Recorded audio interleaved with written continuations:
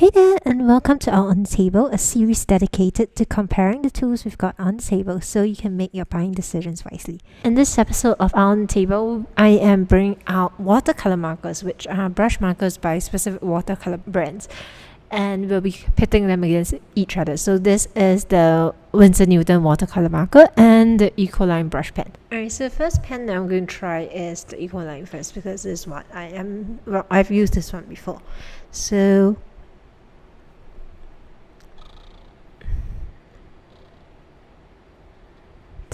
tin and how it looks when I vary it. So there is a little bit of an ombre going on here. If you notice, you might notice that the downstrokes tend to come out darker than upstrokes simply because of the amount of ink that comes out, and this is a really juicy pen. So I'm not pushing that hard because I don't want it to bleed, but I've experienced it bleeding before because I pressed it too hard. So I'm stuck now because I wrote it too close to the top, so I can't write it B. So I'm just going to stop at OM here. Maybe how about we do my OMG, since we do have the space for it. Right, so this is the Ecoline. Now I'm going to switch over and show you the Winsor for comparison. So the Winsor, like the Ecoline, actually matches whatever paint that they represent. There is a number code here on the top at this end, and then you have the paint name here, as well as the series number and various other details about the paint itself. So let's test this out. So you have one end here. This tip is actually a bullet tip, which is kind of useless and also a little bit confusing. And then on the other side, you have a brush tip. So I got this one in Tokyo last year, but I haven't really used it much because I've been busy and I don't usually break out the big brush pens as often as I would like. Okay, so I would say that this is actually the smoother writing experience compared to the Ecoline. But the ombre exists in both of them. But generally, I do find the Winsor a smoother writing experience. Now, just for fun, I am gonna write out a full word so you can see what it looks like, and the usual. So I'm not sure how many colors there are for the Winsor because I don't think we can get them locally here yet. I got this in Sekaido in Tokyo, but I'm pretty sure you could probably get them online or something.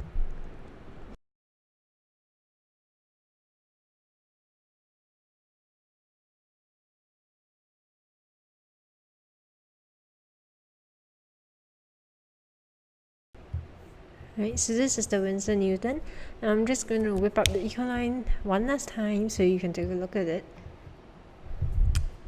And then after that, we're going to flip the page and see how leaky this thing is. Okay, that's a very ugly E. Please ignore that.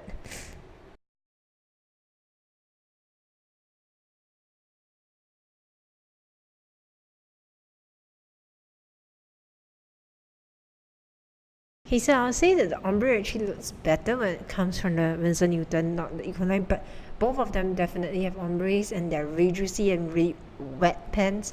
So if you're doing a big one and like you are moving them across really fast, you're writing a lot and you're doing this like that, you might want to be careful, because if you're not careful, you end up staining your hand. Like, can you see this? Yeah, this is like a stain from the Ecoline by just putting my hand down. So if I wasn't careful and I just did this, it just smudges. So if you are lefty, you might want to reconsider doing this, especially if you just write across and you don't write under or over, or you're not writing some strange configuration, because these are definitely more likely to smear. So that is zero bleeding at all, which honestly surprises me. So it might be that I didn't press as hard, or it could be that the paper quality has improved or something or other, or maybe the pen has changed since the last time I tested it.